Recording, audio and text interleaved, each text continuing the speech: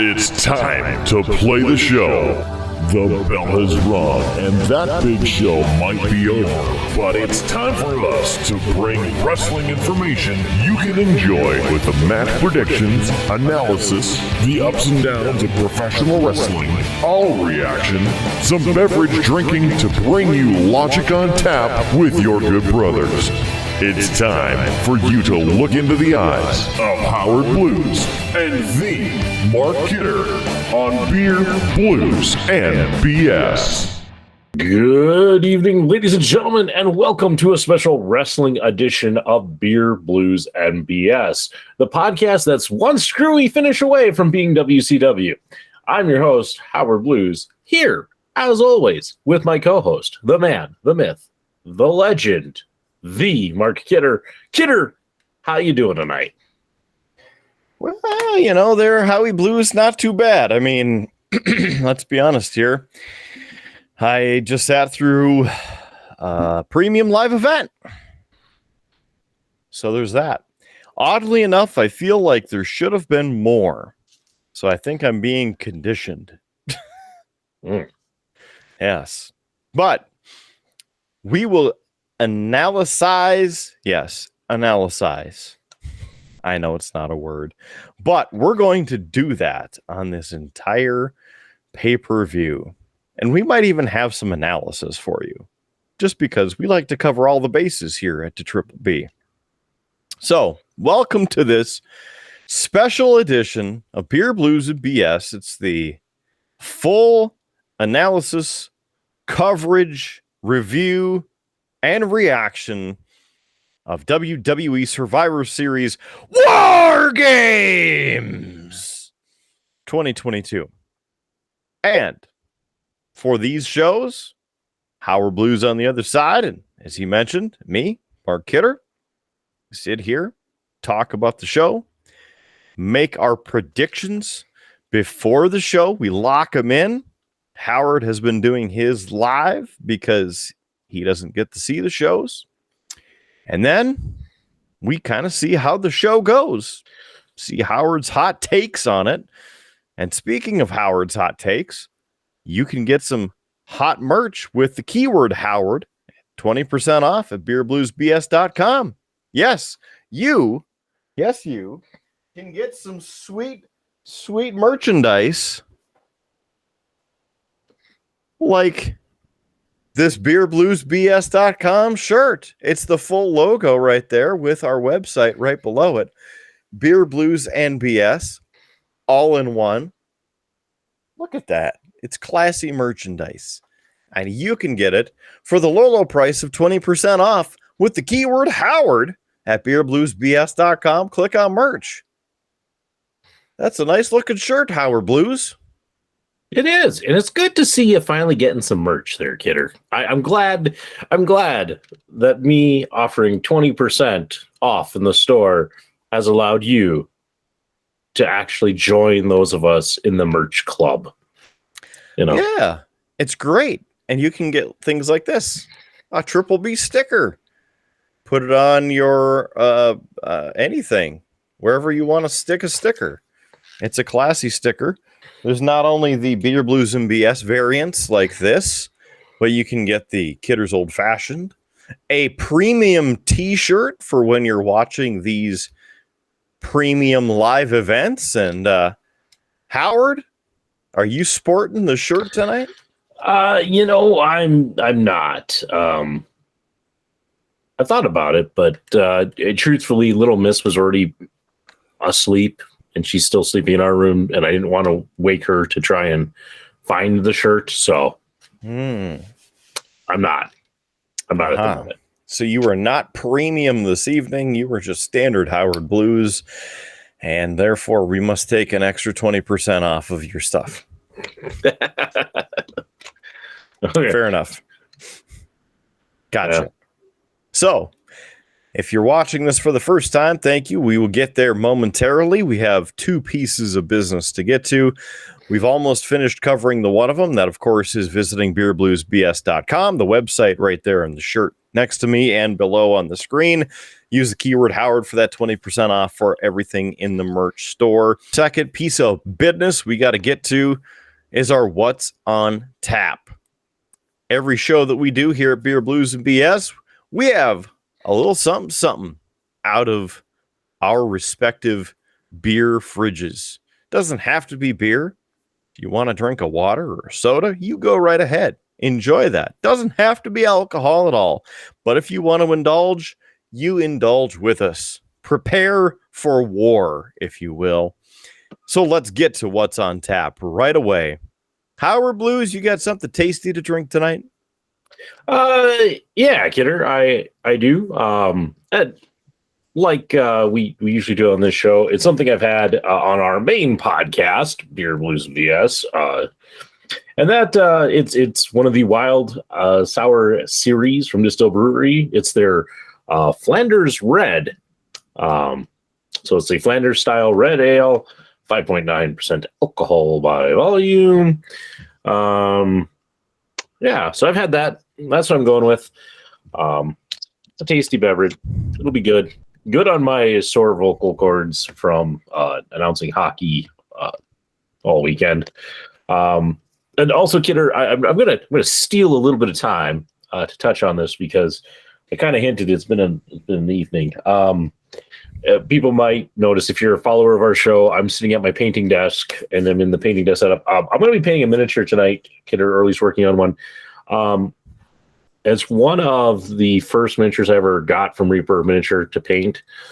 I'm doing that because about an hour before we started recording this show, I learned that Ed Pugh, the president, CEO, and one of the two brothers who own Reaper Miniatures, passed away unexpectedly. And for those of us who have been big fans of Reaper, who have followed a lot of their endeavors, seen him in the live streams, and gotten to know just kind of the great personality and friendly, gentle soul that he is, it was a bit of a shock to learn that he had passed. And so, yeah, I'm going to paint something just kind of in his memory while we're drinking tonight. So, condolences from the Triple B out to the Reaper Miniature family.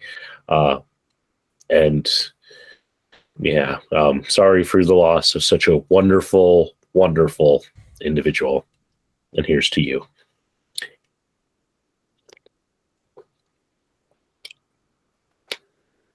Kidder, what are you drinking this evening? Well, let's see. I think just to celebrate a little bit tonight, bring the mood up a little bit on the show after that. Let's go to Mountain Time. It's New Belgium's Mountain Time. It's a premium lager, very tasty. I do enjoy it. They're based in Fort Collins, Colorado, and had this a couple times on the show, but just a refresher for you if you're watching this for the first time. It's 12 fluid ounces, 4.4 alcohol percent by volume. It is 12 fluid ounces again, because that is on the third line after they've already mentioned that on the first line.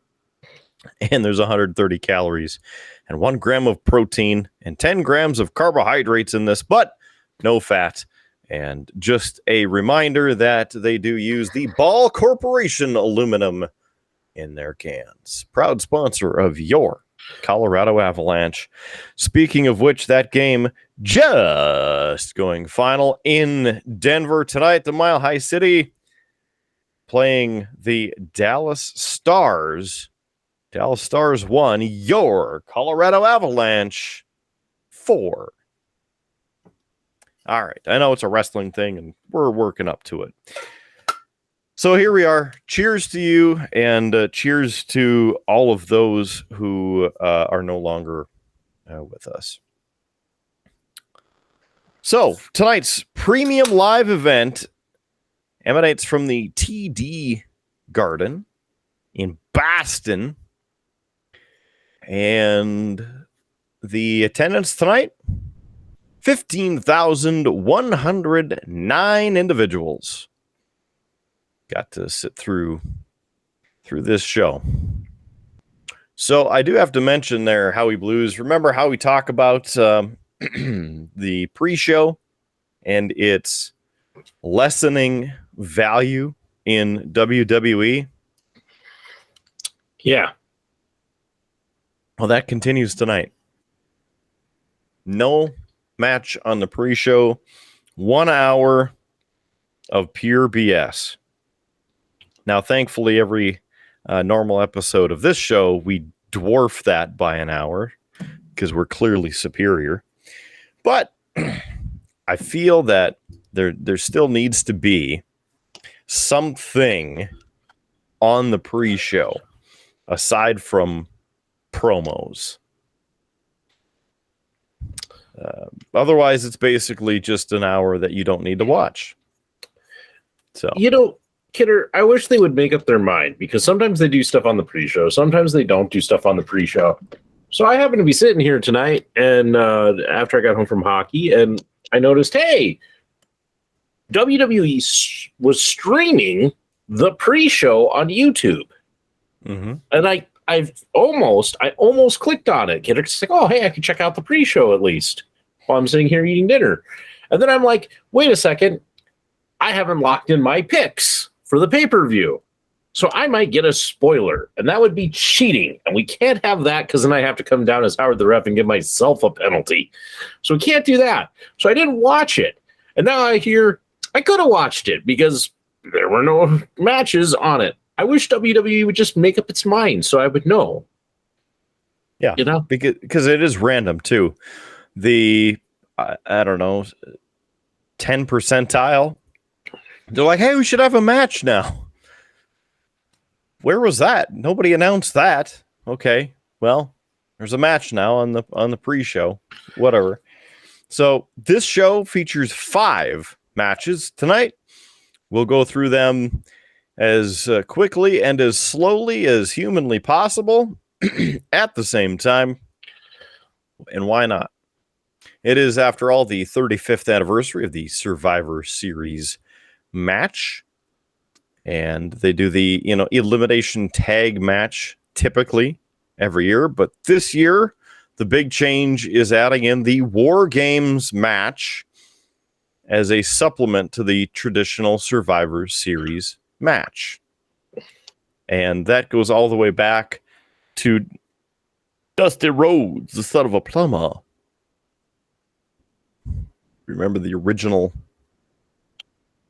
Wargames match, which slight differentiation to what it's evolved into now, but it is what it is.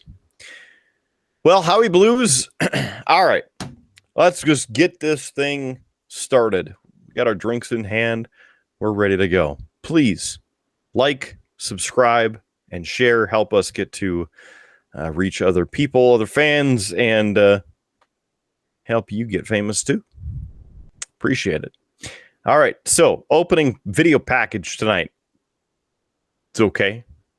Kind of all over the place, but it was a little bit better than some of the other ones in the past few months. This, as I have mentioned before, the War Games theme this year was War Pigs by Black Sabbath from their album Paranoid back in 1972, I believe is when it came out. Originally, well, Ozzy Osbourne, longtime friend of the WWF/E, came in to the studio and helped create the opening package of sorts, because he was in the opening video singing a song. Yes, he was singing the War Pigs track, and they would cut to him, cut to wrestlers, cut to him, cut to Pyro, cut to him, back and forth. So not too bad until they started working in all of the, recent video clips and whatnot. Because it's not like you just sat through an hour of promos that showed you everything. Whatever. So open it up. Pyro. Always good to see the Pyro. Love the Pyro. Big fan. The a next piece as we continue along. Corey Graves, Michael Cole, the two commentators for the premium live events as they continue on, standing ringside with the microphones, kind of old school feeling, which was nice. And then basically described the Wargames match, the history of it, which I briefly touched on. Again, Jim Crockett promotion the first time that it showed up, and then WCW ended up using it. And of course, WWE purchased the assets to WCW and continue on and on. Now, next phase of the show, the cage, it's one big cage basically, came down around both of the rings, and then they had two smaller cages on either side of the ramp up at the top by the the Titantron. Now those were for each team. So basically each team made their entrance individually and then went to their respective cage and waited until they were released. They were even locked in, so they couldn't interfere. Kidder, I was just going to say, it might be good for us to do a quick rundown of what is a Wargames match. Because... Go for it. Because here's the thing. I don't really know. I've actually never seen a Wargames match. So I don't know how this works, which is part of the reason I'm asking. But I also figured if I'm asking, somebody else is probably asking. And I know you've just seen it, so I just the briefest of brief. What makes the Wargames match special? So it is two teams of 5 or more people, and most of them are locked individual or as teams separated. One team gets an advantage. They hold a match before the actual Wargames match where the team gets an advantage, one of the two teams, okay? And by that means the first wrestler to join the initial two. So then it's a 2-on-1 handicap match, basically. And then, of course, the other team comes in, it's equaled up. The other team releases a player or a wrestler, and then again it's a handicap match. So the way it's built is 2 people start, one on either team, and they wrestle for 5 minutes. Then the team that won the advantage has a wrestler released to come join the match, and then every 3 minutes another wrestler is allowed to enter the match, and they switch back and forth between teams. And again, technically the one team who won the advantage in the match before always has really a one-up until everybody is in the match. Here's the screwy thing that I don't like. What they do with this match, because there are 10 or more people in the match with the 2 rings and the cage around it. What I don't like is they don't actually start the match, quote unquote, until all participants have entered the cage. So you watch people beat the hell out of each other for 20 minutes, and then not 20 minutes, because if you do the math, it ends up being about 10 or 15, right? 5 and then 3, maybe half an hour. Future Howard will do the math and put it out. I just sat through a premium live event. Leave me alone. So you sit through that whole period of people beating the crap out of each other because it's everything goes. The only way to win is pinfall, submission after the match has started. So if it's one-on-one, somebody could beat the crap out of the other person, knock them out or something. The match hasn't even started, so they continue, right? You make them submit, doesn't count. You pin them, doesn't count.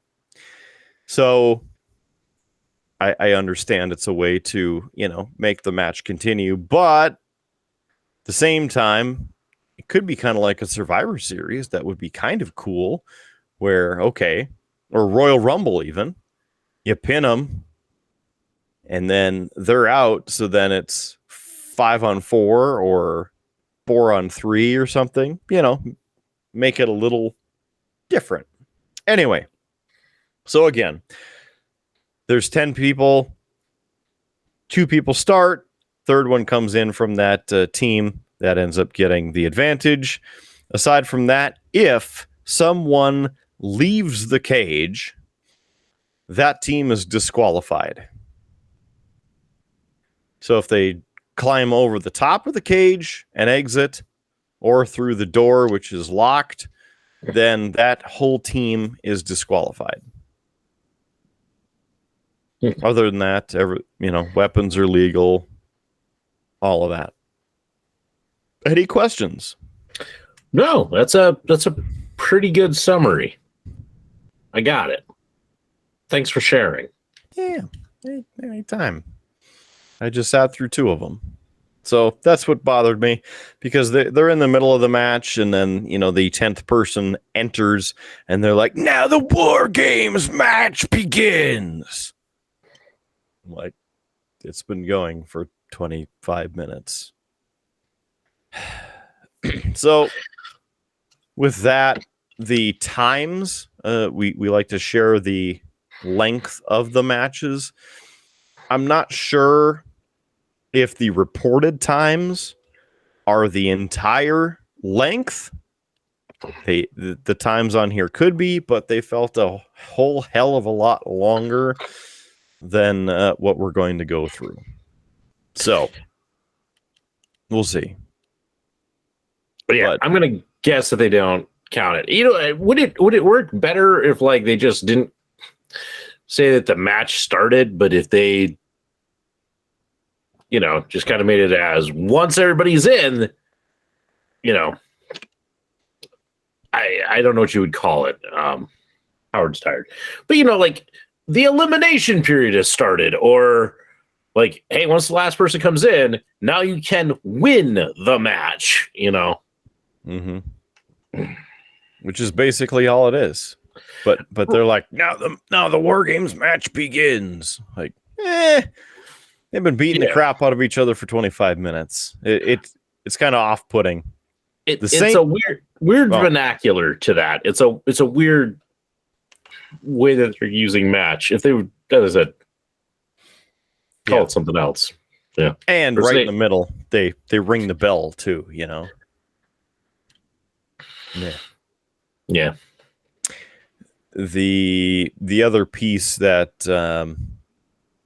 I was going to say that I didn't like, and then I think I lost the train of thought there, but it was something about that, they're announcing that and ringing the bell. Maybe they could just ring the bell once or something. The other piece that as I regain the train, what I didn't like, because they have a 5, 4, 3, 2, 1 countdown, because they have the timer for the 3 or 5 minutes on the screen. They have a sound effect, a very high pitched at 0, and it was at the point where it kind of makes your ears hurt. But I understand why it was there. So that was kind of agitating, because again, you hear it 18 times in the night. If you do the math, because if I'm doing my math correctly, no, be 16 times. More correct. Again, I just sat through a premium live event. All right. So Mentioned again, the cages up on the ramp, top ramp area. And that's where the 8 wrestlers are housed as they're waiting to see who enters the match. Because it's kind of a guessing game like the Elimination Chamber match as to who is next to enter the match. Because they can kind of agree, or in the case of later, you'll see that Roman was making those decisions, right, as to who would enter next. So, first match on the card tonight is the women's war game match. This is Team Belair featuring Bianca, Alexa, Asuka, Mishkin, Mia Yim, and Becky Lynch. Now, the news that I was going to bring up to Howard last night on the Beer, Blues, and BS recording for a normal show is that Becky Lynch returned on SmackDown. Big surprise return. Even though it was tape delayed due to some stupid football. So that was kind of an interesting segment. And then the Team Bayley was filled with Damage Control. Of course, Bayley, Dakota Kai, and Io Sky, Nikki Cross, and Rhea Ripley. Now, the time listed, 39 minutes, 40 seconds. This match, I had Team Belair. Yeah.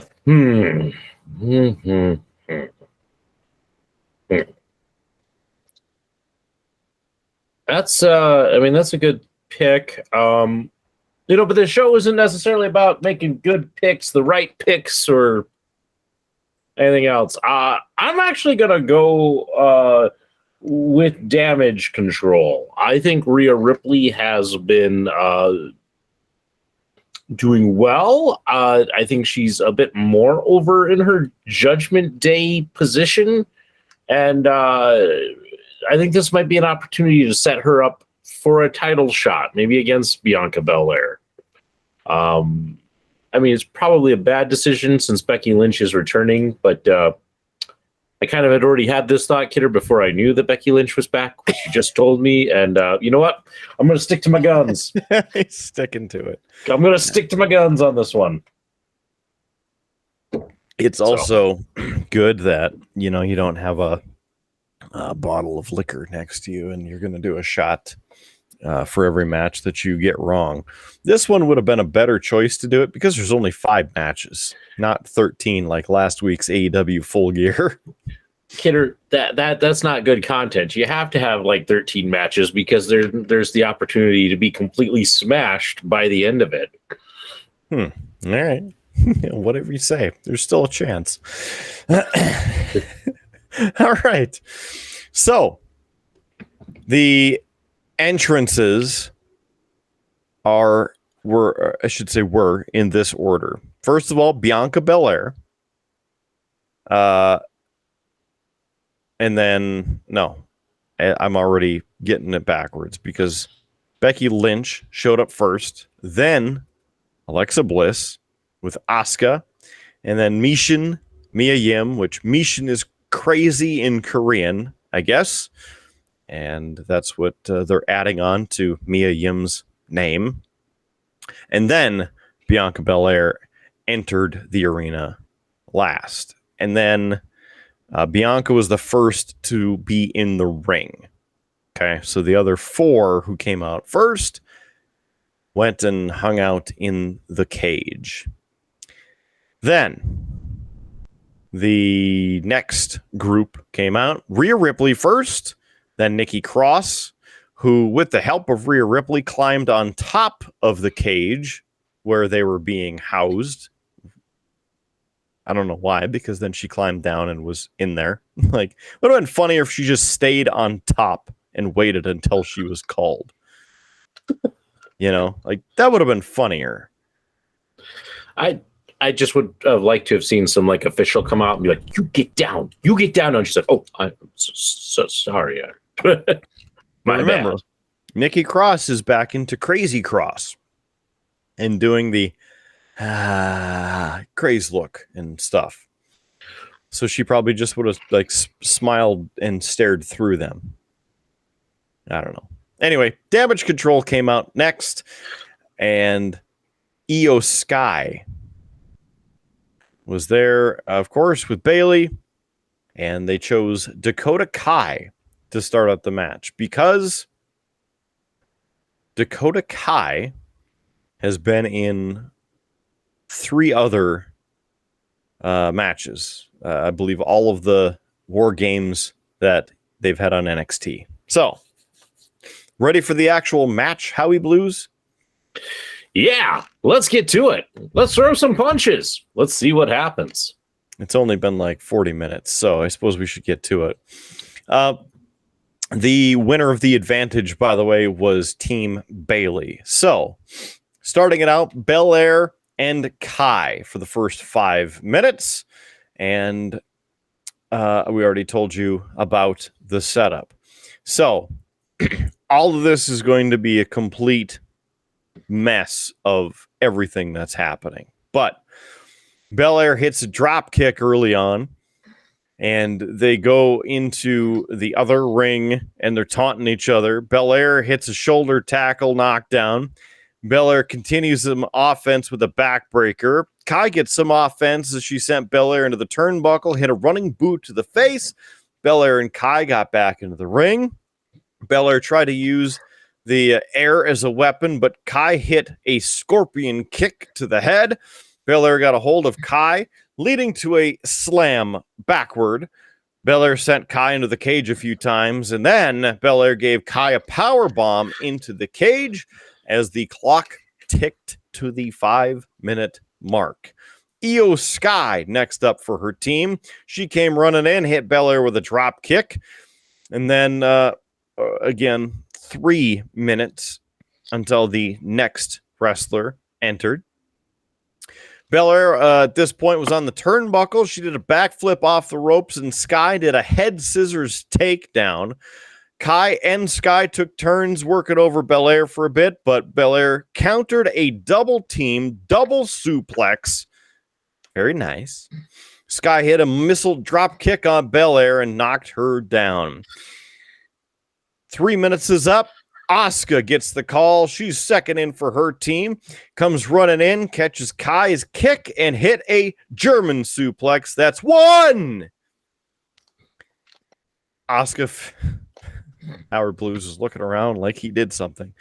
Asuka faced off with Sky, leading to Sky hitting a running knee, but Asuka came back with a hip attack. Asuka delivered a series of strikes, then a leg sweep the leg. Then Asuka hit a running knee on Sky. Kai and Asuka battled on a turnbuckle, leading to Asuka kicking Kai to knock her down. Belair did a press slam, sending Kai into the cage. Asuka hit a missile drop kick on Sky. Then Belair and Asuka celebrated with a high five as the fans cheered them. Belair hit a suplex on Kai with Asuka fighting with Sky, making the 3-minute timer tick down, and Nikki Cross enters for Team Bayley. So she's the third in. She goes under the ring and brought in some toys to the cage. Yes, the trash can lids, the kendo sticks, the chairs. They're chanting, "We want tables. We want tables." But no tables brought into the ring, and they booed Nikki Cross. Cross hit Belair with a trash can lid to the back. Then Cross hit a tornado DDT off the ropes onto Belair. Then Cross hit a slam off the shoulders on Asuka, followed by some jacket attacking. Yes, you heard me correctly. She took off her jacket and whipped both Bianca Belair and Asuka back and forth. Well, she made some crazy faces, threw the coat, and then went up to the cage and was biting the cage. Cross hit Belair in the back with a trash can lid. And then guess what? Here we are, 3, 2, 1. The next entrant for Team Belair, Alexa Bliss. She comes running into the ring on fire with offense right away with all three opponents, getting a drop kick on Cross. Asuka and Bliss did a double team punch bulldog combo that was pretty sweet and sent Sky right into the trash can lid. Bliss gave Kai a hurricane run onto the same trash can lid. That lid was getting used more than insert your joke here. Belair grabbed the kendo stick from Cross and broke it, just like I just broke Howard Blues. Cross climbed up to the cage and laughed at the carnage while Sky and Bliss were attacking some of Nikki's teammates with kendo sticks. Belair used her hair and started whipping Sky and Kai with her braided hair. Cross stood on top of the platform, yes, on top of the cage, and then jumped into the pile of women with a huge cross-body block. Then 3, 2, 1, the clock hits 0, and the next up for Team Bayley is the wild, wacky, waving, inflatable, flailing arm tube woman flailer herself, Bayley. She comes running in, and before getting into the actual ring, she grabs from under the ring one ladder, pulls out the ladder, scoots it on into the ring, runs back around the corner, grabs another ladder and scoots that back up into the ring. And guess what? She starts looking around. The fans start chanting, "We want tables again." Bayley brings out a table from under the ring and throws it on into the ring. So now we got tables, we have kendo sticks, we have chairs, and yes, we have ladders. There's more excitement going on here than the damn TLC pay-per-view altogether. So, after about this, she's taken, like a minute and a half to get into the ring. But she finally gets into the ring. She sends Belair into the turnbuckle. Bayley and her teammates used a table to put between the ropes of the two rings, slide it up so Bayley gets caught, Belair gets caught between the two rings in the corner by that table. They're holding it so she can't get out, kind of like the spot they did last month with the ladder, except Bianca's standing instead of laying on the mat. So it's right about the rib level, and they're beating up Bayley, Bianca Belair on the side, hitting her head against the table and whatnot.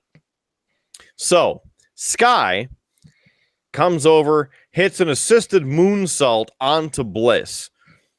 Bayley hit Asuka with a suplex, and then Kai hit a double stomp on Asuka's ribs. The clock, 3, 2, 1, 0. Now time for another member of Team Bianca to make her way to the ring, and it is Mia Yim. So again, Mission, they're calling her because it's crazy in Korean. Apparently she talked about it on a podcast that her grandma used to call her Mission growing up, and because she's part of the OC, they all have nicknames for each other, and that is her nickname in the OC and from her grandma. So, a lot of backstory just to put that in front of her name. All right.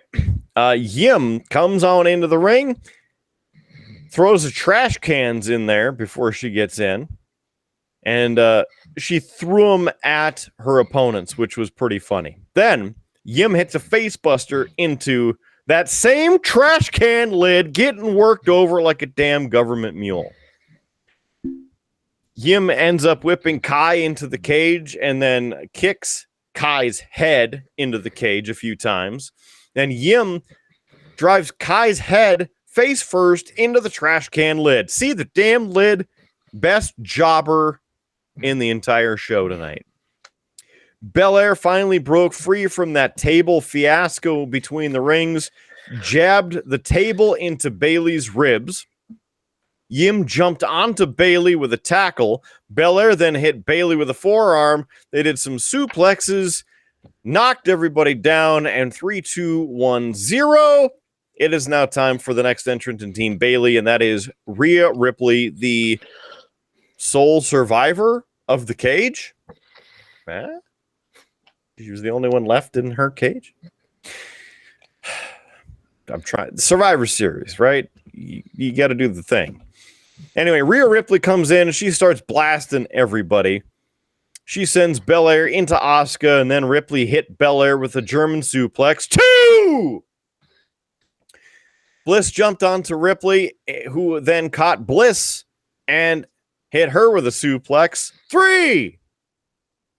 Ripley tossed Bliss into the cage to put her down to the ring, onto the mat.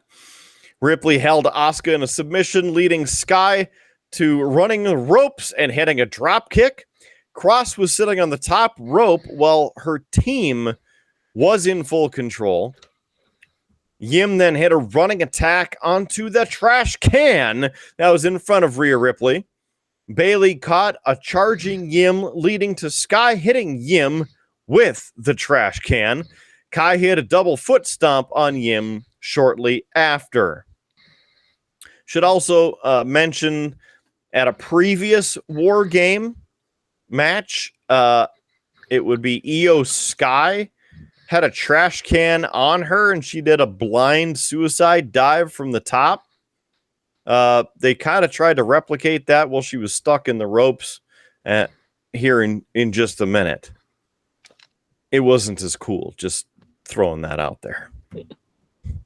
So 3, 2, 1, 0. Here we are, the final entrant, the sole survivor of survivors, Becky Lynch, the man, comes running into the ring. And then, as I mentioned, this is when it officially starts. Now let the War Games begin. Nah. Anyway, at this point, it is now sudden death.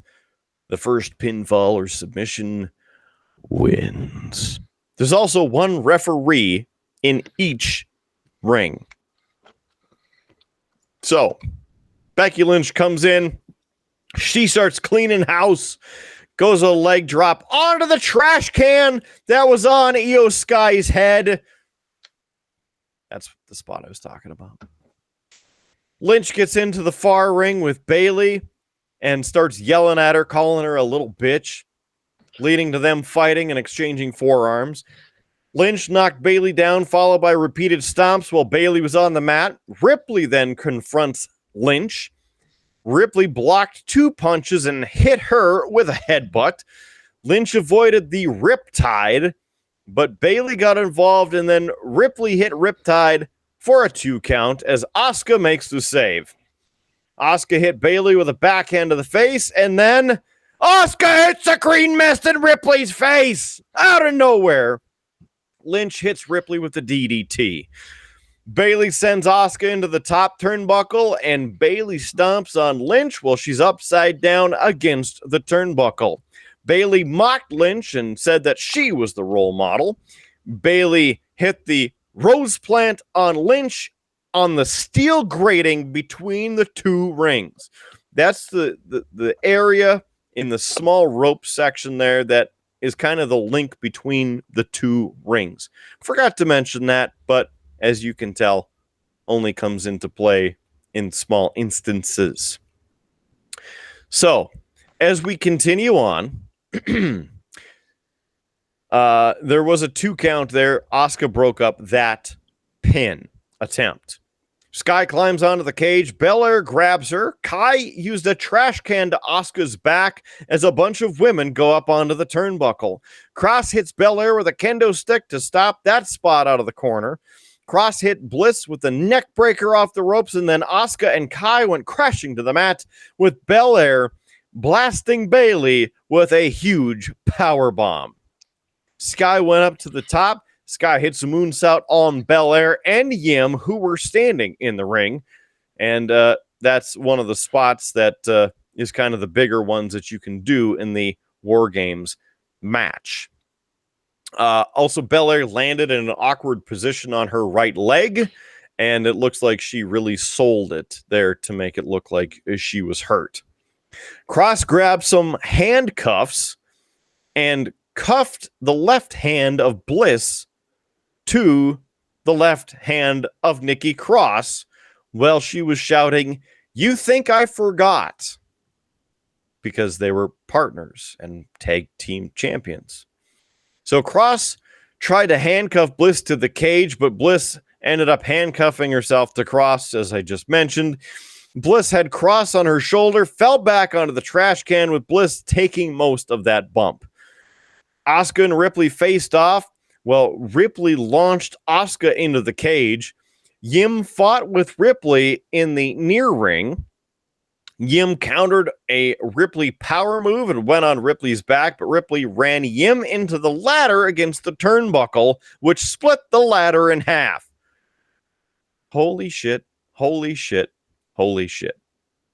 It looked like Belair was okay, but, you know, that was kind of a crazy spot. They're going through the ladder, as we know that the steel ladders really aren't steel. Belair ended up giving Bayley a spine buster onto another trash can in the ring. Belair tried to hit the KOD on Kai, but Kai landed on her feet. Lynch hit the manhandle slam on Kai. Belair hit a KOD on Sky. Lynch and Belair set up a table in the corner by the turnbuckle. Belair and Lynch put Kai and Sky laying on the table. Lynch goes up the side of the cage there. Belair grabs Bayley, hits a KOD onto the side of the cage. Lynch from the top of the cage, leg drop, poof, through the table. Lynch grabs Kai. 1, 2, 3. The winners of the first Wargames Survivor Series 2022 match. That would be Team Belair of Bianca Belair, Asuka, Mia Yim, Alexa Bliss, and Becky Lynch. And according to my notes here, around 42 minutes for that. Again, depending on how you actually time it, from what point did it start in the ring, whatever, right? So there you go. And then they celebrated in the ring. So your thoughts? Yeah, you know, it sounds like it was a good match. I'm gonna have to check out one of these War Game matches, Kidder, at some point, just to see them, get a feel for them. Seems like something that'd be right up my alley. And you know, I didn't get a point there, but hey, Asuka's on the winning team, and you know, I can always do with an Asuka win. So, yeah. Oh. Yes. I'm happy. Mm-hmm. Very good. All right. Next on the list, a promo for Brock Lesnar.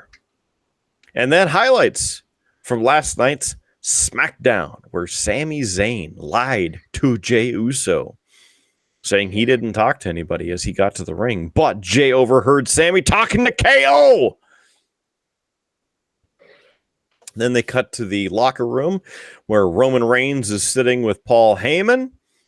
And then Jey Uso comes into the ring to talk to, into the room, that is, to talk to Roman about how they lost last night on SmackDown, that Sami lied to his face about talking to KO. And, you know, he knows that Sami Zayn is not quite the honest individual they think he is, and tells Reigns that he needs to figure it out, do something about it. Reigns says Jey is his right-hand man, Roman's the tribal chief, and it'll handle everything else. He's going to look into the eyes of Sami Zayn, man to man. He'll know if he's telling the truth and where his loyalties lie. So he leaves, as in Jey Uso leaves the room, and Roman Reigns goes, "A wise man calls Sami Zayn." Tying that together. So now there's a promo for a video game. I have no idea what game it is. It looked like some arcade game. And then they had the video package for AJ Styles and Finn Balor, which is the next match. In this match, I pick AJ Styles, accompanied by the OC. I mean, he is in the OC, but Luke Gallows and Carl Anderson, to beat Finn Balor and the Judgment Day, accompanied by Damian Priest and Dominic Mysterio. And the ladies not accompanying either of these teams because they were in the match right before, so they already got their 40 minutes of TV time for the night, I guess. Yeah, I too was going to take AJ Styles.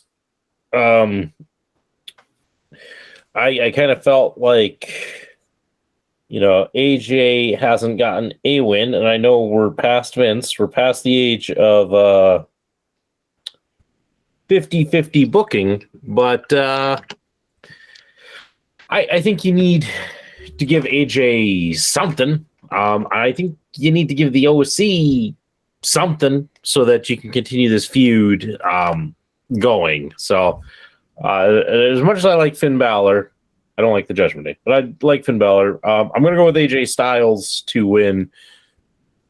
And I'm interested to hear about this one, Kidder, because I was listening to to a preview show about this, and one of the commentators was speculating on if, because they allowed Sheamus and Gunther to have a Gunther-style match at Clash of the Castle, could we possibly see not a WWE-style match out of this particular contest, but maybe a New Japan style match?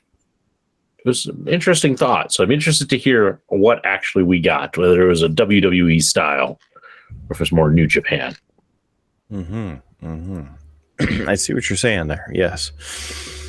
And I will leave that one up to you to determine on this 18-minute, 25-second match. Here we go. Judgment Day's Finn Balor made his entrance first. As I mentioned, there Damian Priest and Dominic Mysterio accompanying him. Balor had that weird, like, BDSM black mask on his face again, walking down to the ring. Cole, as in Michael Cole, was trash-talking Dominic on commentary for the, quote, pathetic assault on Thanksgiving, because Judgment Day showed up at Rey Mysterio's home. They told him to leave, and then they beat the crap out of him. And Rey told Cole that he's heartbroken. Balor ended up handing Dominic that mask before he hopped into the ring. And then AJ Styles makes his entrance, joined by those good brothers, Luke Gallows and Carl Anderson. And he had a mask on his face that reminded me of the grunts from Halo. I was waiting for him to, like, it's a human, or something like that, but didn't happen.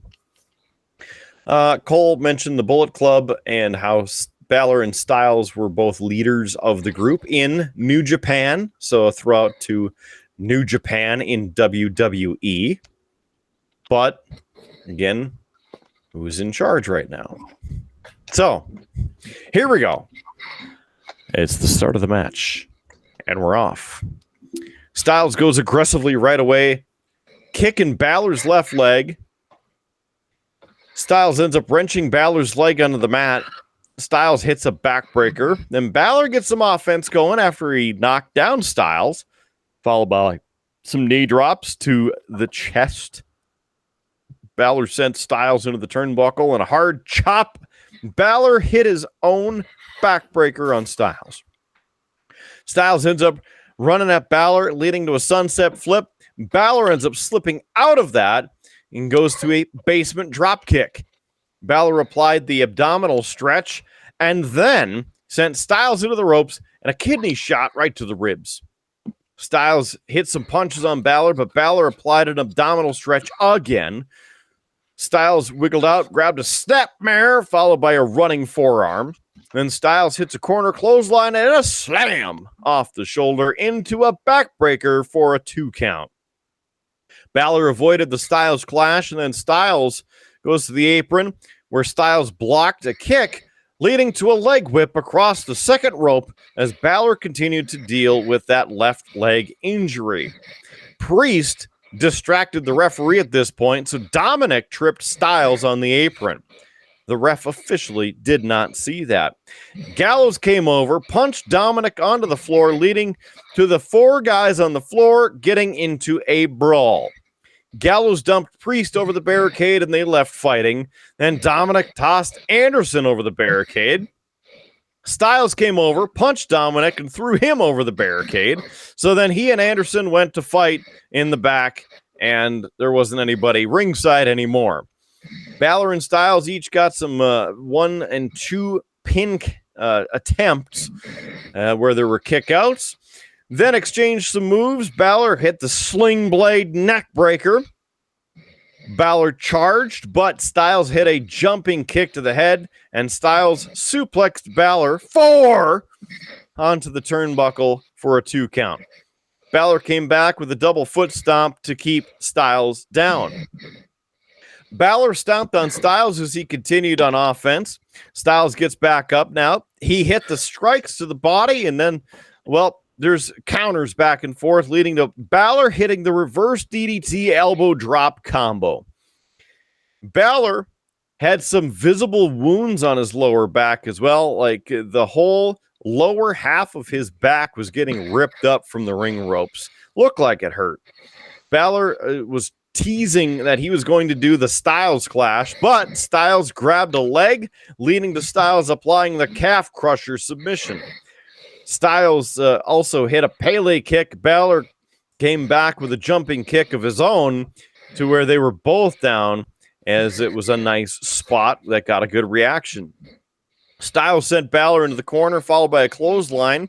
Styles then charges. Balor sent him into the apron as Styles launched over the top, but Balor caught him, leading to double knees to the ribs. Balor gets a slam off the shoulders and into a knee. Balor wanted the lifting slam, but Styles gets back on his feet, hits a back elbow, and Styles backflipped off the ropes with a reverse DDT for a 2 count. Styles goes up to the top rope, jumps off with a splash, but Balor moved, and Balor drop kicked Styles into the turnbuckle.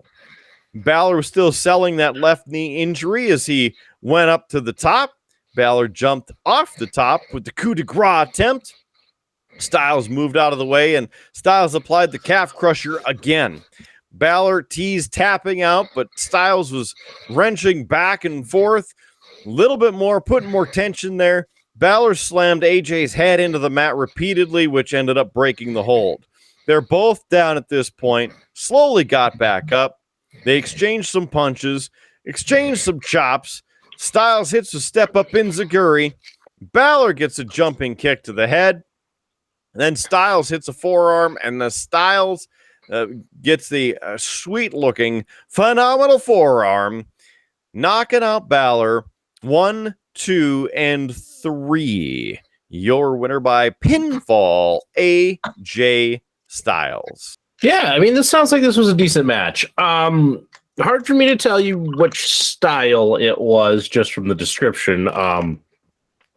Again, it would help to see it. New Japan is a bit more of a strong style.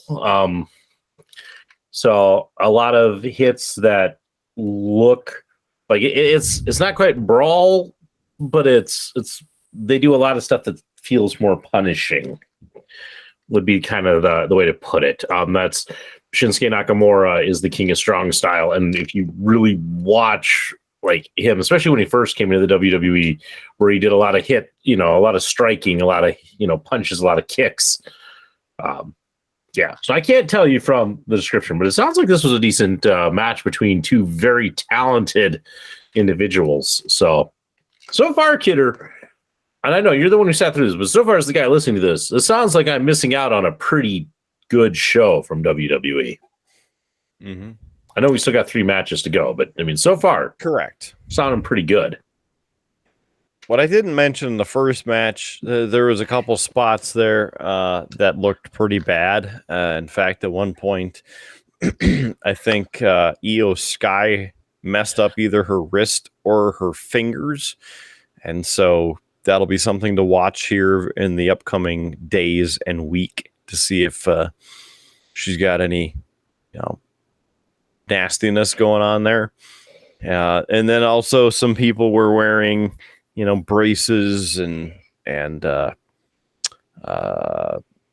like sleeves versus just the rock tape. So, we'll see. This match, I think, was the match of the night. If I had to put my vote out of the 5, I would say this one was good. All downhill from here. I mean, maybe depends on how good or bad you think the rest of the show is. So we'll get there. Next up, commercial for the Royal Rumble, which is coming up January 28th. And that is the next premium live event 2 months out. So, Howard, we get a break. Woo! All right. Next, a promo about Liv Morgan. And then a video message from Ozzy Osbourne himself. Make sure you turn up the effing volume on my new album, Patient Number 9. Number 9. Where am I? Anyway, you can pick that up and check out Ozzy's new music, available everywhere you find your music. Then another video package about the next match, the SmackDown Women's Championship match featuring Ronda Rousey versus Shotzi. The way that this match came about, Shotzi won the big tournament that they held to have the title shot, and it is what it is. This one I picked Rousey. Yeah, I'm right with you on Rousey. I just can't believe they're gonna put the title on Shotzi. So, I mean, I don't know that I have anything more in the way of analysis on this. She has a tank. She has a tank, but let's put it this way. Right now, I would say, especially with Charlotte Flair out on injury, the WWE is really lacking in top female talent. It's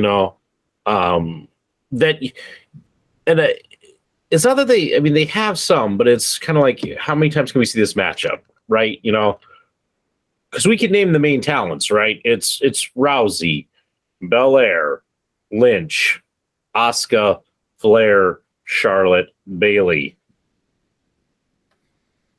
That's it. That's kind of the 7. And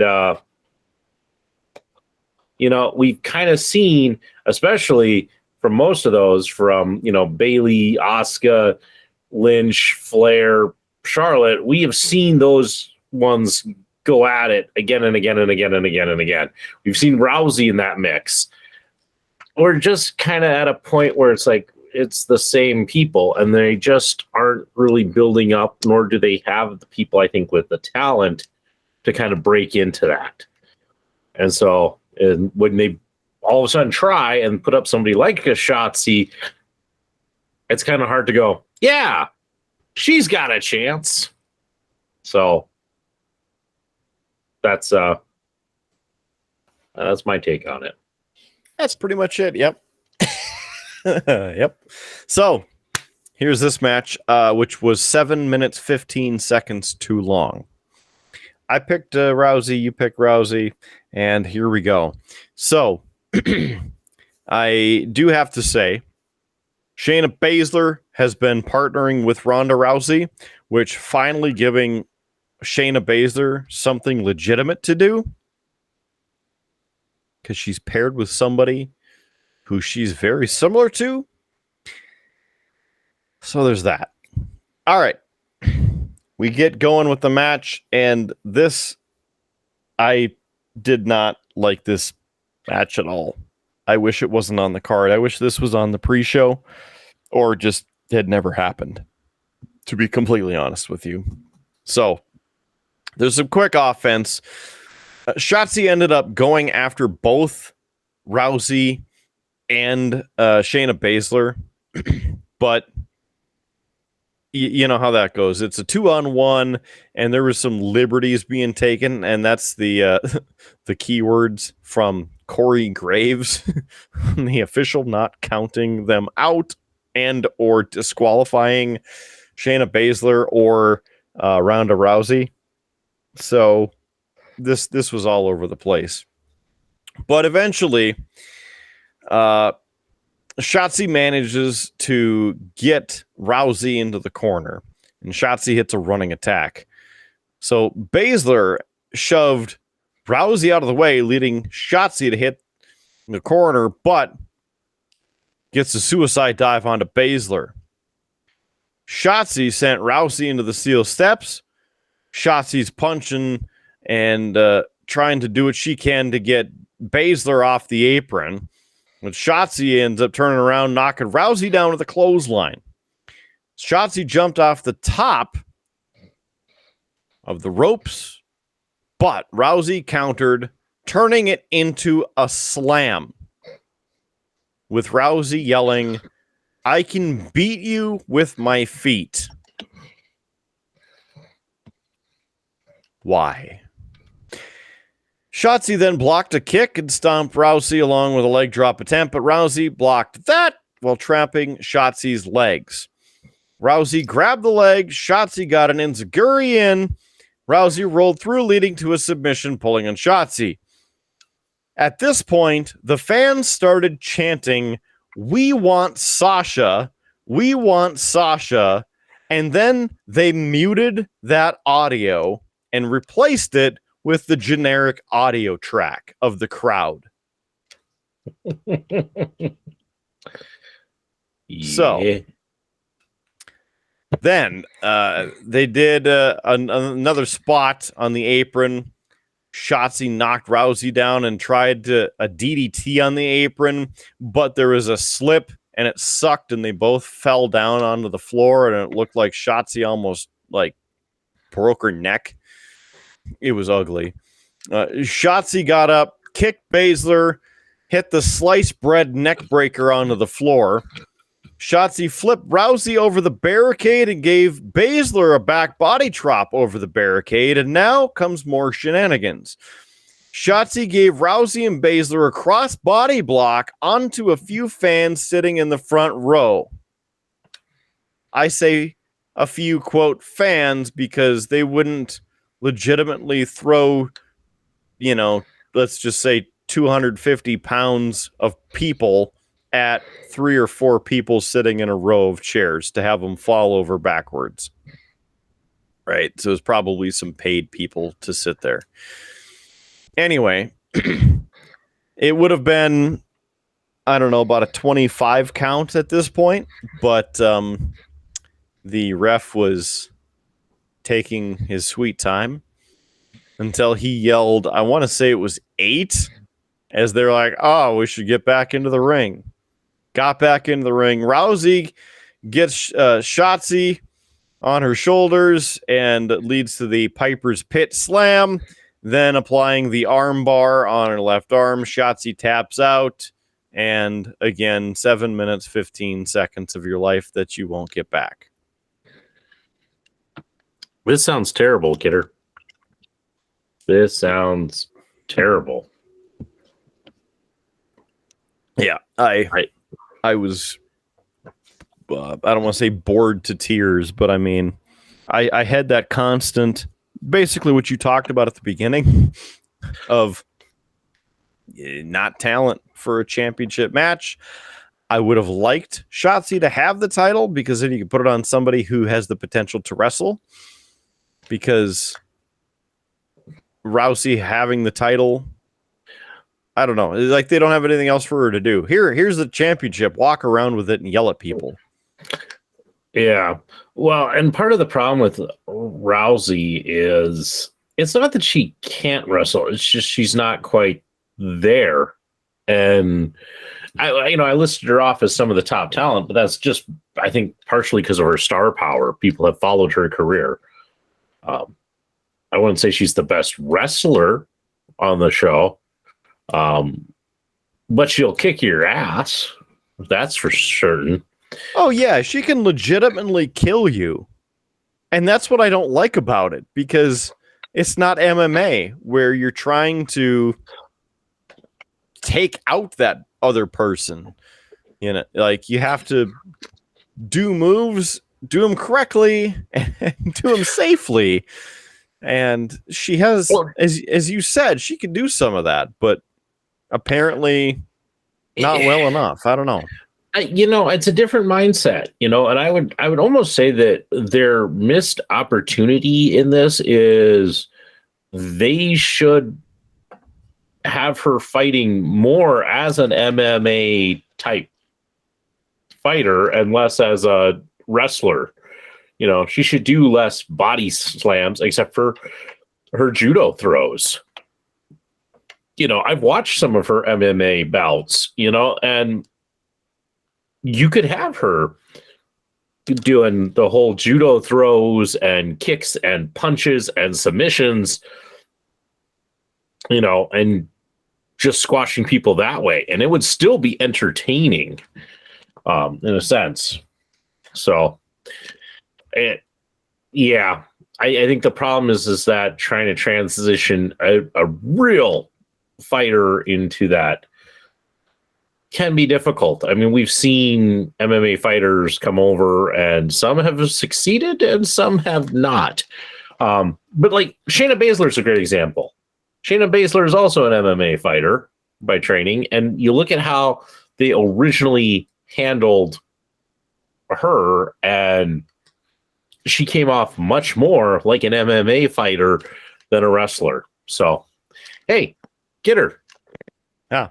Violent Nights is playing behind you, or at least the trailer for it. We talked about this on the show. I don't know what you're talking about. I just wanted to point it out because, I told you it was kind of a cheesy movie just from the trailer. So it was more of like, look, a chance for you to see it. Ah, shucks. I pushed. I must have missed it. Something happened. Technology. I don't know. We should continue. We're only 3 matches in, and this is almost taking longer than the AEW paper review that we did recently. Yeah. Well, here we are. So they finished that video about Cody Rhodes, my son Cody Rhodes. Yes, the same stuff that they've showed before. And then a WrestleMania Goes Hollywood video. Now they go back to the locker room. Roman Reigns and is still sitting there. Sami Zayn comes walking on in and basically confronts him about talking to KO. Sami Zayn says yes, and why'd you lie to Jay? It said, well, it was right before his match, and he wanted the advantage, so he didn't want Jay to have to worry about it, and Jay's got trouble trusting Sami Zayn, and et cetera, right? So basically, it's a little bit of butt kissing, and Roman gives Sami a look in the eyes, not like Walker, Texas Ranger, and then they hug it out. They left. Let's do this. So, like that they had built both of those things in there because, again, it's those little pieces of the story that you might not catch or might not know, right? So, it's just a little bit of extra. All right, next up, triple threat match for the WWE United States Championship.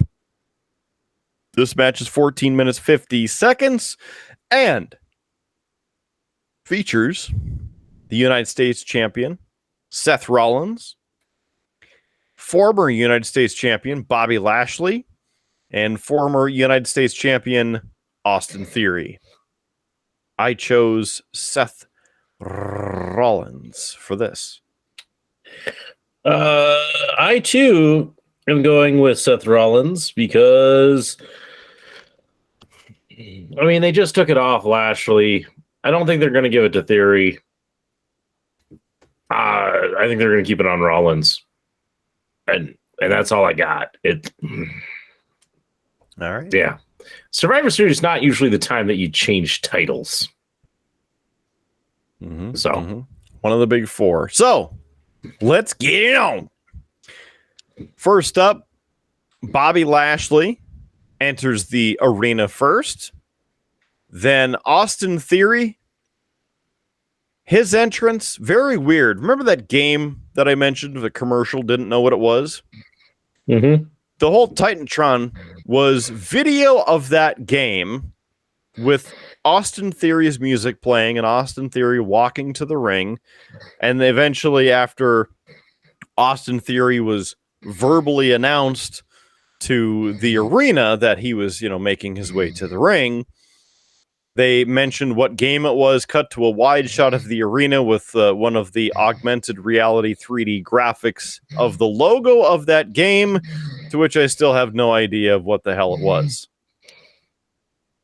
You right over there, Darth? Sorry, I'm focusing intently on painting really small things, and just want to make sure that you're okay, and I don't need to wake you up. nope, still here. Okay. So I thought this was weird. Seth Rollins comes out, normal Seth Rollins entrance, and the crowd interaction and singing. So they also, I know I didn't mention it for the past two matches, but they of course had the two rings set up next to each other because very difficult to take those apart and put them back together mid-show. So they only focus on the one ring at a time.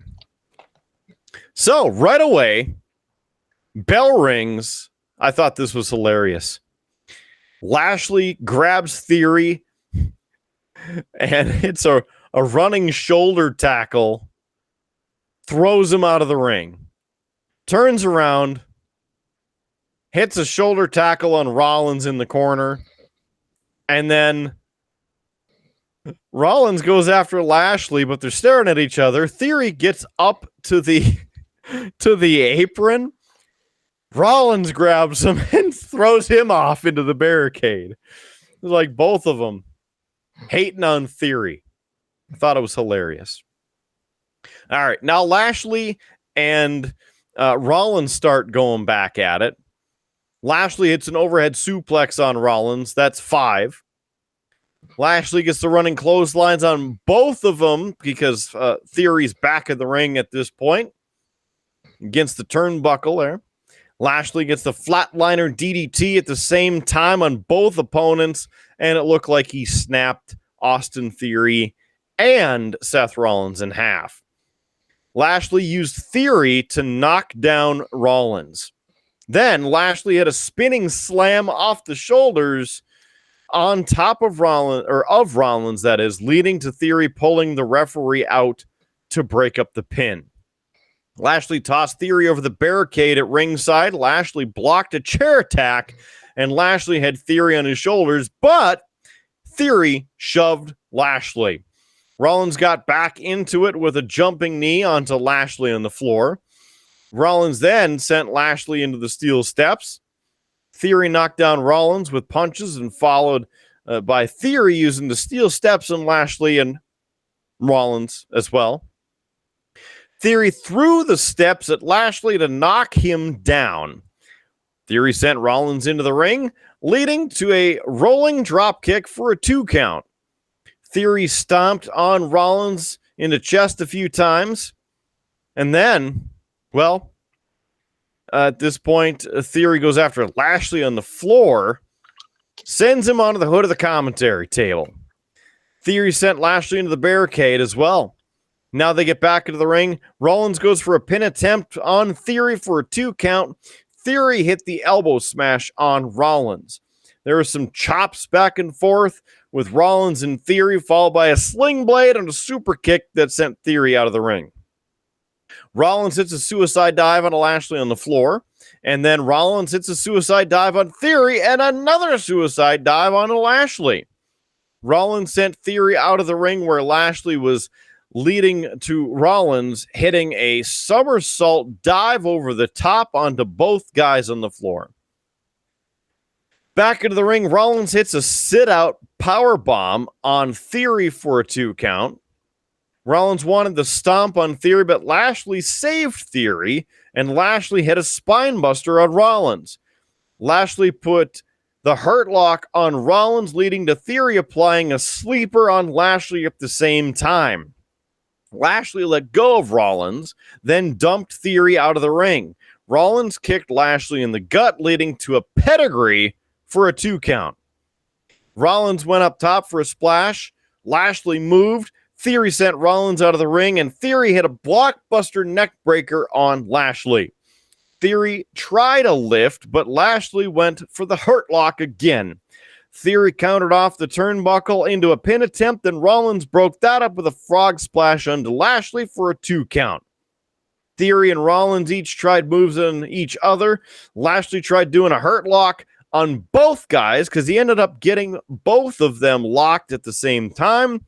Looked weird, not working well, was broken up easily.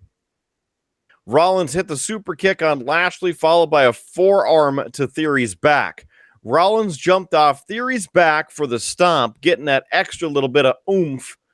Rollins sent Theory into the apron. Theory up top, though. Rollins jumped up top with a superplex into the Falcon Arrow attempt, but as he is holding Theory up for the Falcon Arrow, Lashley hits Rollins with the spear, twisting Theory around on top of Rollins. The ref gets down 1, 2, 3. Your new United States champion, Austin Theory.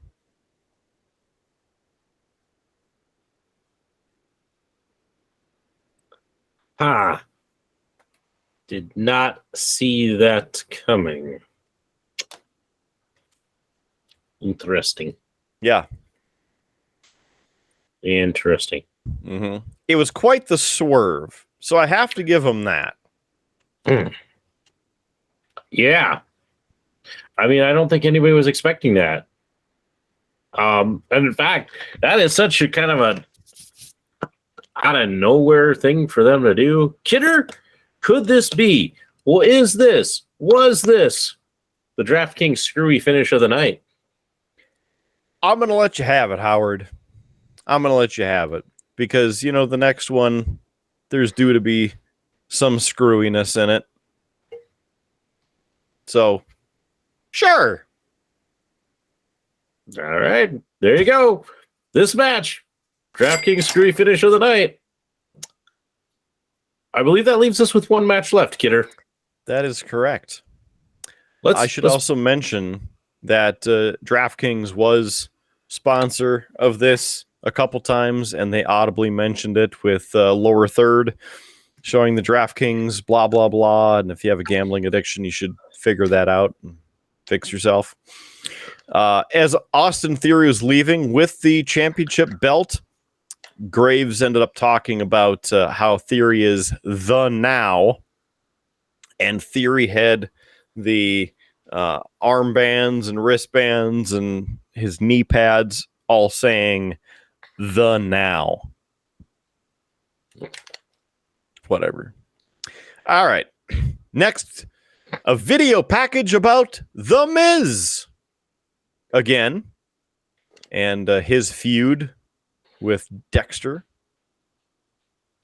And then a New Day promo about WWEshop.com and Black Friday deals still going on, which you can get them at WWEshop.com. And then another video package about the Royal Rumble 2023, 9 weeks out, because it's January 28th.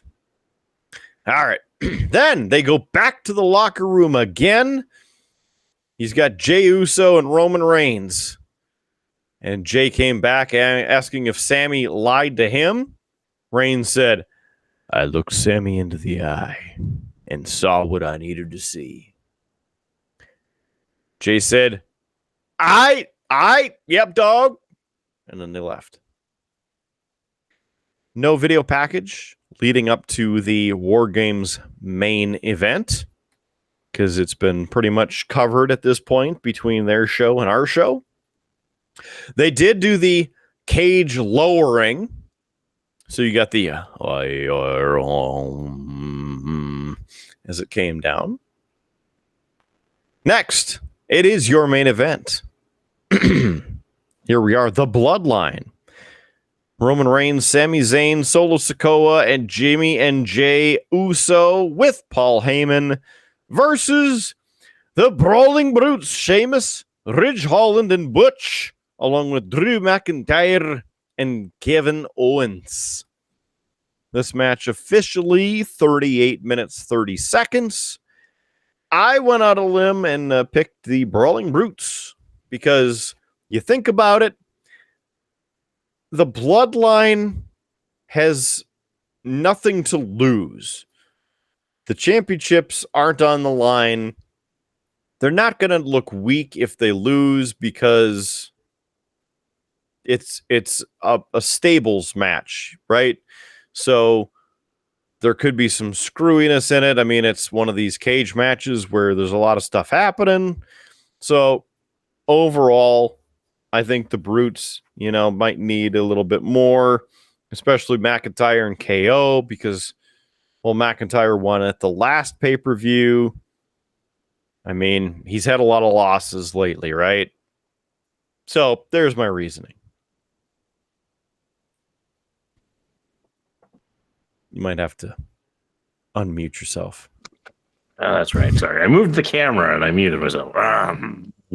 Anyway, Kidder, I was saying, I'm a bit disappointed that you went out on the limb to make that pick, because I was going to go with the Brutes and McIntyre and Kevin Owens, and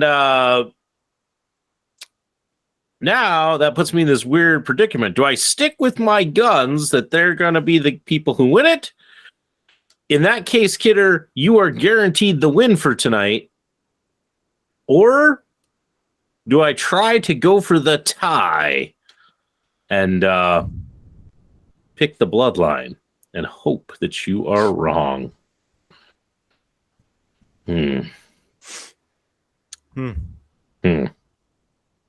That's a dilemma. Well, look at all these guys, right? They're excited for whatever choice you make. I think I'm going to stick to my guns. I know it means it guarantees you the win, Kidder, but I just think with everything they're doing, I know there are plans to bring KO and Sami Zayn together, possibly against the Usos. And they are going to be running Montreal soon. And so I could see a great way to jumpstart said feud would be something with Sami Zayn, whether he costs the Bloodline the match. You mentioned that you could get disqualified if you leave the cage. Maybe Sami Zayn steps out, disqualifies the Bloodline. Maybe Sami Zayn's the one who takes the pin. Yeah. So I'm gonna stick to my guns and at least get the point and say the Brutes and KO. Plus, I like KO. So, and I already went against one of my favorites and lost a point. So, right. Yeah. You can't go against that stunning son of a bitch KO. And there's the cage. There was the cage. Now there's the people. All right. Not in the cage. Not in the cage. They left them out of the cage. They should have done this again, from the cage. They should have had a separate cage to keep them in. Jeez. no wonder they're not winning at any kind of like, I don't know, anything. They don't have genius ideas like that. I mean, they got a Punjabi prison that's sitting around gathering dust. They could have put them in that. Yeah, there's plenty of dust on that thing. Just bring that out of retirement. All right. So again, with this, one team makes their entrances. 4 out of the 5 go into the locked cage off to the side. The one goes into the ring. The other team makes their entrance. 4 of them go into the locked cage, and the one goes to the ring. So, KO making his entrance and appearance first.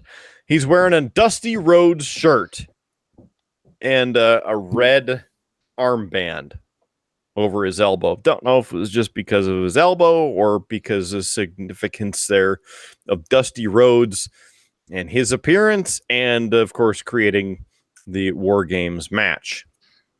Then Drew McIntyre makes his way out, followed by the brawling brutes of Sheamus, Ridge Holland, and Butch, with Butch heading down to the ring first because it is his 4th, yes, count it, 4th Wargames match.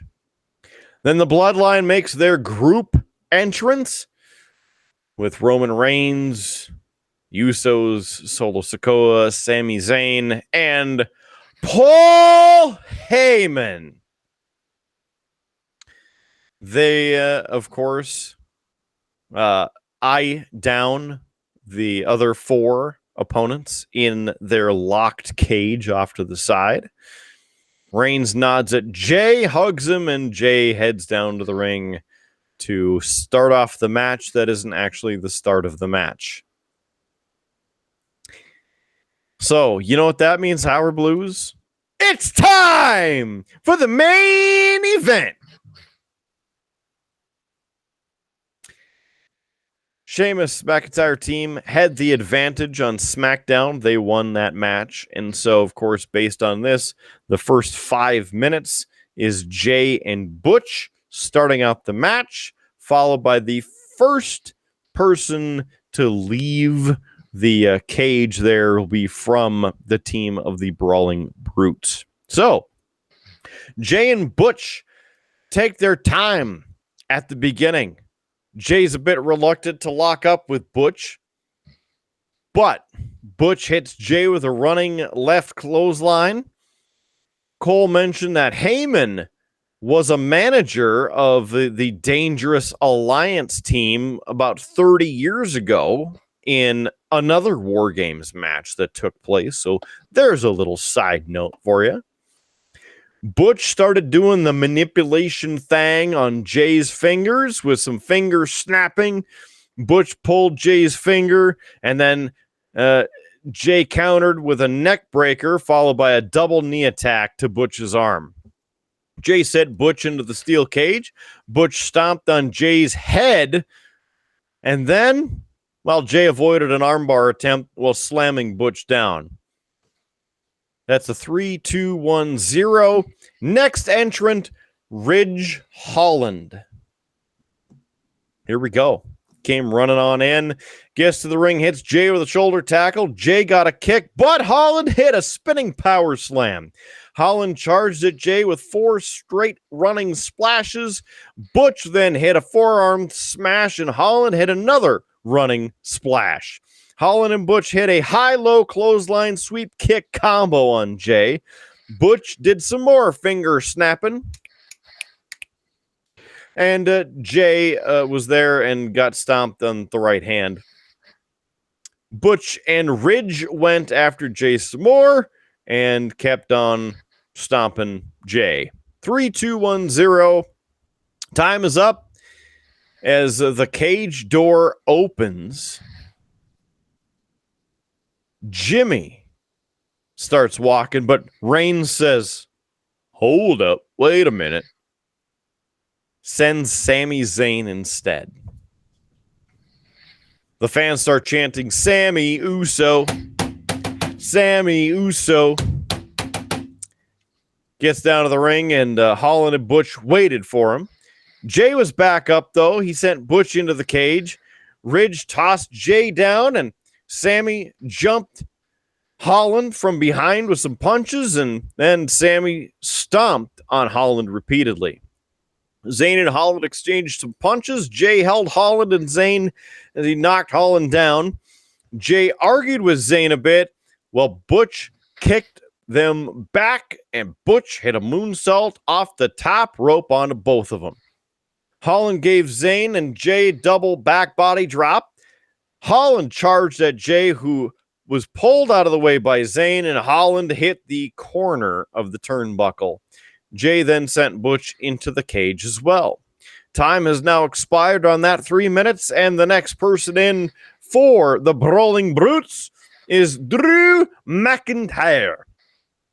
Zayn and Jay were standing in the ring waiting for him. Drew came hauling in, clotheslining Zayn, and whipped Jay into the steel cage several times. Drew launched Jay into the cage. Drew had an overhead suplex on Zayn, followed by a spine buster onto Jay. Drew wanted a superplex on Jay, but Zayn stopped that. Holland sent Zayn into the cage for it. Drew was upside down in the corner at this point. Jay knocked Holland and Butch down, so Drew pulled up with a suplex on Jay, like Drew's done before. Drew then hit a future shock DDT on Zayn. The countdown, that is, ticked away to 0. The 3 minutes is up. Next into the ring, Jimmy Uso on behalf of the Bloodline. So he came running down, picked up some toys off from underneath the ring, throwing the stuff into the ring, including 3, yes, count them, 3 tables from under the ring. So they get a little bit of help from Sami Zayn again. Jay didn't like Zayn setting up the table. Jay shoved Zayn, who shoved him back. Jimmy tried to break the two of them up, while Romans looked disgusted sitting in the cage. Also, while he was in the cage, he was seated on a steel chair. Nobody else in the evening got the comfort of sitting on a steel chair while locked in the cage there. So at this point, the Usos worked together to send Drew into the side of the cage. Jimmy sent Butch into the cage. The Bloodline then set up a table against the turnbuckle. Jay super kicked Drew while Zayn stepped on Drew in the corner. Jimmy had a running hip attack on Butch, and then Drew delivered headbutts to both Zayn and Jimmy. Time's up. 3 minutes is now passed. KO is the 4th member in for the Brawling Brutes. KO comes running in, grabs some steel chairs, throws them into the ring. Owens hit both the Usos with chair shots to the back and a DDT on Jimmy onto the steel chair. Owens then hit a cannonball splash on Jay in the corner. Owens went up top, hit a swanton bomb on Jay. Owens ended up tossing a chair at Jimmy and smoked him in the head. It's just hilarious because he picks up the chair and like throws it, like he's gonna catch it, and whack! Just, it was a good moment. It was like NDWF all over again. Anyway, Zayn faces off with Owens, but Holland grabbed Zayn, leading to some punches. Jay then hit Owens with a chair to the back. Drew hit a delayed vertical suplex on Zayn. Owens gave Jimmy a belly to back suplex through a table, 6, that was set up near the ring. Time is up. The clock has struck 0 once again, and Solo Sikoa, the Enforcer, makes his way to the ring. Solo clears the ring as he knocks everybody down, hits a Samoan drop on Holland on top of it. Solo faced off with Owens in between the 2 rings as they exchanged punches. Solo hit a headbutt, but then Owens sent Solo into the cage, and Solo no-sold it. He no-soloed it. Thank you. Owens hit 2 super kicks, a stomp onto the bare foot, and Solo then fought back with a back body drop on Owens onto the steel grating between those 2 rings, as I mentioned earlier in this show. Solo got into a slugfest with Drew, who got a kick to the head, and Solo hit a roundhouse kick to Drew's head as well. Solo tried a running attack, but Drew had a flying headbutt to stop him. Clock has now struck 0 in another 3 minutes, and Sheamus, the wee baby Sheamus, came running on in on behalf of the Brawling Brutes. Sheamus slams the door onto Zayn, who tried to keep him out. Sheamus starts throwing out clotheslines like they're going out of style. A backbreaker and a power slam. Sheamus then gets a double clothesline while Reigns was shown getting ready in the cage because we're now at about a minute left. The Brutes trio splashed the Usos and Zayn against the cage. Drew worked over Solo with some punches.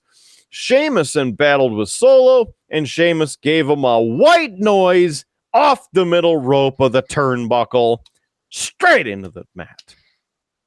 The clock has now struck 0. It's time for the main event again. So Roman Reigns comes walking down as the Roman Reigns pace for everything. And now, as you know, the match can now begin. It's time for the Wargames match. Ding, ding, ding. Roman Reigns gets into the ring. His team was near. And the opponents, the Brawling Brutes, were in the opposite ring, and they had a 5-on-5 showdown. Reigns helped Jay back up to his feet. Referees in both rings, they have that distant stare down. And then, well, they go up to the in-between portion where there's the short distance between the two and start exchanging punches, 5-on-5. Reigns starts clearing house with uppercut punches on all 5 opponents. Reigns hits a Superman punch at Sheamus. Reigns charged, but Sheamus gets a kick, and then Drew helped Sheamus try to trap Reigns. But everybody else got involved, breaking up that count. The entire Brutes team all did forearms to the chest, you know, the old 10 beats to the bell drum. Well, it wasn't just 10.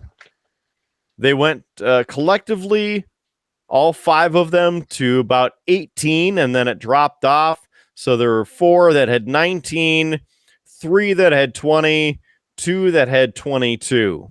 And then Sheamus hit 23, I think it was, on Reigns. So it's not 10 beats of the bell drum, but about like 100.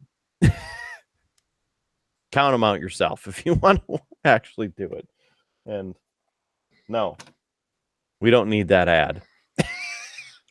All right. Howard Blues trying to sneak. Come on now. Get that crap out of here. All right. So fans were going nuts at that, which was, you know, very nice. Reigns started battling Sheamus, who's in control. Reigns hit him with an uppercut. Sheamus came back with a jumping knee. And then Sheamus set up for a brogue kick, but Reigns moved out of the way thanks to Solo, and Sheamus ended up hitting Solo with the brogue kick. Reigns hit a spear on Sheamus, but Butch made that save to break it up at 2 count. Zayn goes after Butch with punches now, and Jay went over to them. Jay super kicks Zayn because Butch got out of the way of the super kick. The fans then started chanting asshole at Jay because, well, I guess he was. The Usos then hit a 1D on Butch, got a 2 count. Holland makes the save.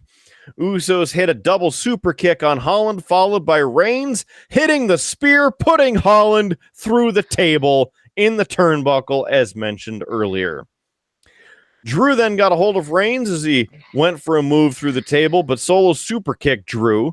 Solo hit a spinning Solo on Drew, and then Owens hit a stunner on Solo for a 2 count because Reigns broke up that pin attempt. Owens faced off with Reigns as Owens said he wasn't done with him.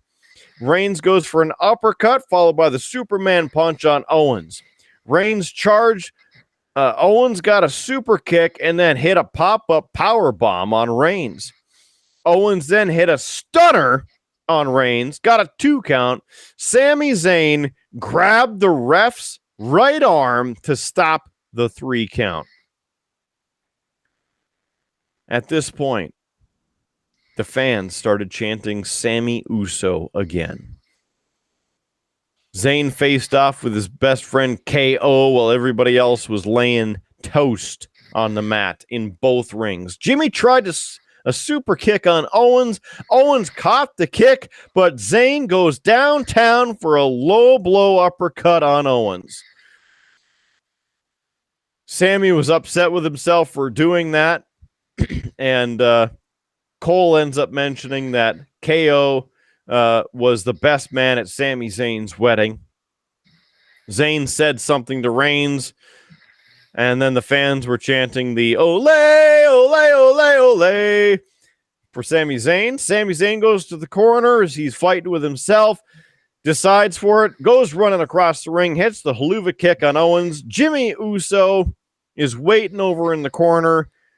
Sami Zayn pulls KO to the middle of the ring, lays him out, points at him for Jey Uso to jump off the top with the Uso splash and pin Owens for the 1, 2, and 3, the winners by pinfall, the Bloodline, at officially 38 minutes, 30 seconds. Should have gone for the win, Kidder. I should have gone for the tie. I should have picked the Bloodline. Well, I thought about that as well. Just because I thought it'd be more fun, right? Like Sami Zayn turning on the Bloodline, or KO just turning on the Brawling Brutes because he just wants to beat up everybody, right? Or he and Sami Zayn turning on everybody else. I don't know. But apparently they are holding this line a little bit longer. Yeah. I mean, and that's always the potential. I know that they're really playing up this tease, and I think that they really are building towards a KO Sami Zayn run. And that I think that they're giving us all these hints, they're giving us all these teases, and they're just kind of getting us excited for it. So it'll be interesting to see when they pull the trigger on it. I mean, I guess the thing is, in years past when we followed WWE, you're used to, like, they didn't wait around on stuff. They pulled the trigger very quickly. And I think now with this new regime, we're kind of seeing a bit more of the slow roll, a little bit more of, we're giving these hints, but doesn't mean that it's necessarily going to happen, soon. So, I mean, who knows? It could be a year from now. I hope not, but it could be a year from now. Yeah.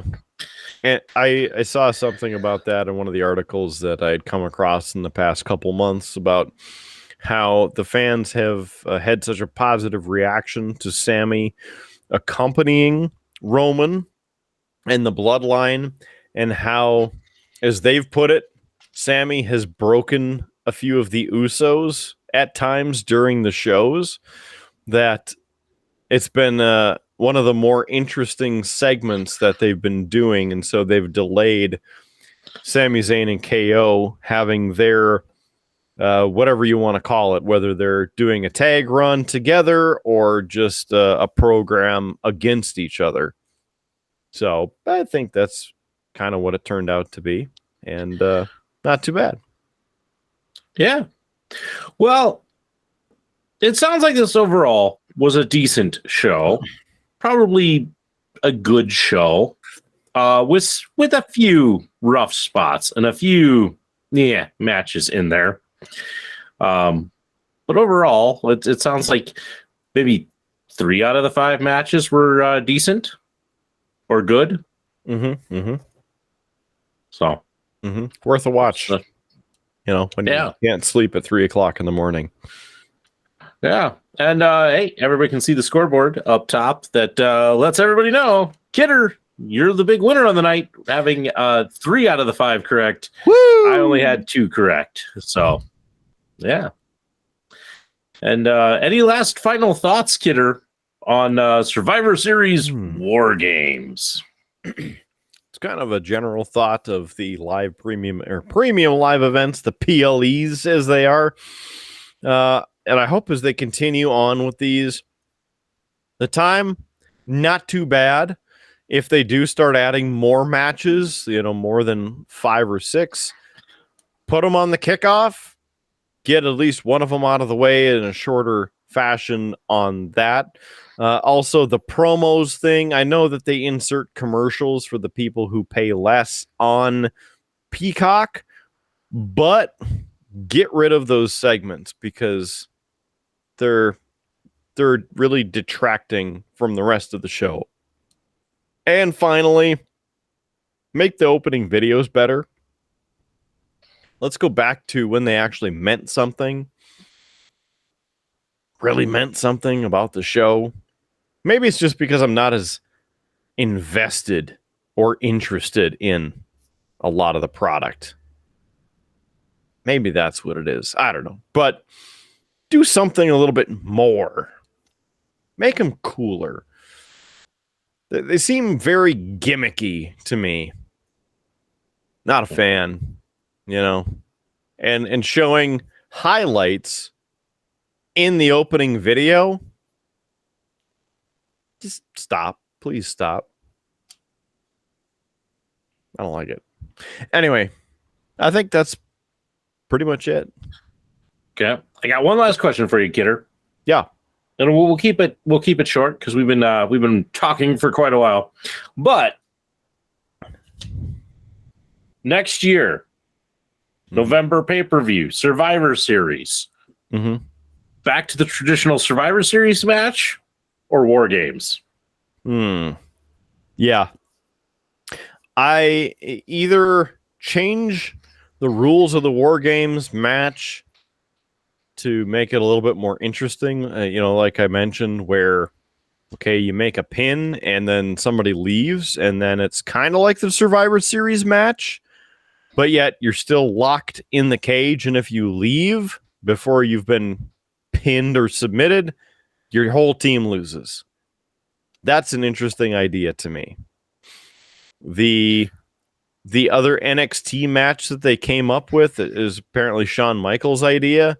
I think there's way too much stuff happening in that, and I can't remember what they're calling that, if you recall hearing anything about that recently, but I don't think that would work too well for, Survivor Series either. So if we did the Survivor Series War Games next year, change it up so then it's a shorter amount of time to have to deal with all of that. But the spots were pretty good. I like the, no holds barred, Hell in a Cell, Extreme Rules, etc. feel to it. So I would be okay with it returning with a couple modifications. Yeah, I will say I'm more interested in War Games like this compared to Survivor Series, especially since Survivor Series has been Raw versus SmackDown. And that has grown tired and has been one of the kind of the worst parts of Survivor Series in the last 5-6 years. Is that because it's like, oh, we got to put all the feuds aside so we can do this brand war. So my brand is better than yours, but we don't actually know really what brand you're on just because you show up on the other brand sometimes. Yeah. So I kind of like the fact that we're moving away from that and into some of these factions versus factions. I think it's the perfect setting for something like that. So, and with that, Kidder, we've been talking for quite a while. It's time we wrap this up with some cheap plugs. And as is the tradition on these, since you do most of the talking on these wrestling reviews, I step in and I handle the cheap plugs. So here we go. We've mentioned it a couple of times tonight, but our home in cyberspace is beerbluesandbs.com. Although drop the end. It's just beerbluesbs.com. It's late. Howard's tired.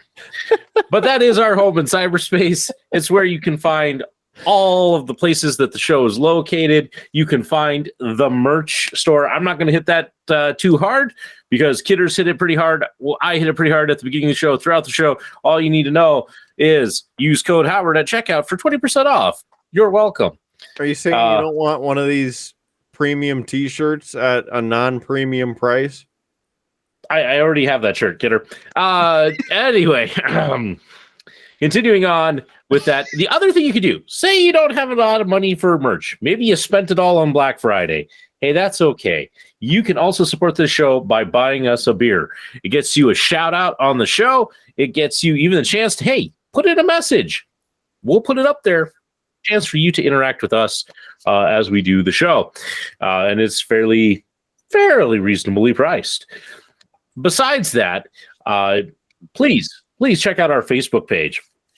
It's a great spot to see other things because every now and then we post a little bit of extra stuff, a little bit of extra content. And so it's a great way to keep up with us and see what we are up to. Hey, if you're big on the gram, I'm not.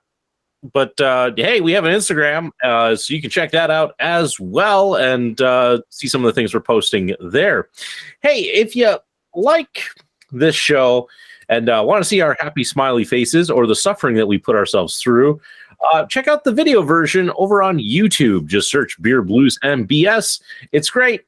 Our editor, Future Howard, he's got a thing for Easter eggs and hiding things in the videos and being snarky. So it adds to the experience. It's like when you used to watch VH1 and they would do the music videos with the little pop-up bubbles that gave you factoids. Yep, it's like that, but snarky. Yeah. Or hey, maybe you're a audio podcast purist. Guess what? We're on all of the audio podcast services. So whether you listen to things off of Amazon Podcasts, Google Podcasts, Stitcher, iHeartRadio, Spotify, Podchaser, you name one, we're on it. Just search Beer Blues MBS. We're there. You can find us. You can download this show and take us with you wherever you go. And with that, it's time for us to say goodbye. I'm Howard Blues. The man across the internet from me is the Mark Kidder, the man, the myth, and the legend. And as we always say, keep your glass at least half full. Free beer tomorrow, and we'll catch you all down that wonderful Tuscan highway. Have a good night, everybody. I hear there's a war rolling in. You have been listening to a UA production of Beer, Blues, and BS. If you enjoyed the show, help others find out about it by rating the show or leaving a review at your podcast listening service of choice. Thanks for listening, and may your glass never be empty.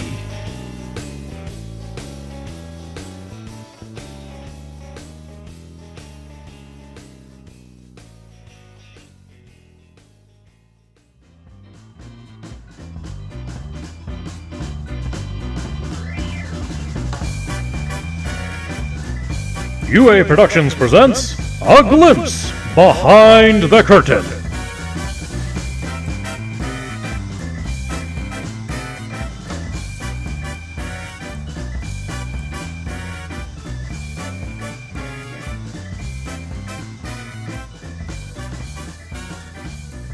We get to do it all again, all over again, tomorrow. Yeah, that's right. Survivor Series is tomorrow, isn't it? Wargames! I'll probably be watching football or being subjected to football, so I might not be able to give you any reasonable analysis on your wrestling. You got a phone, right?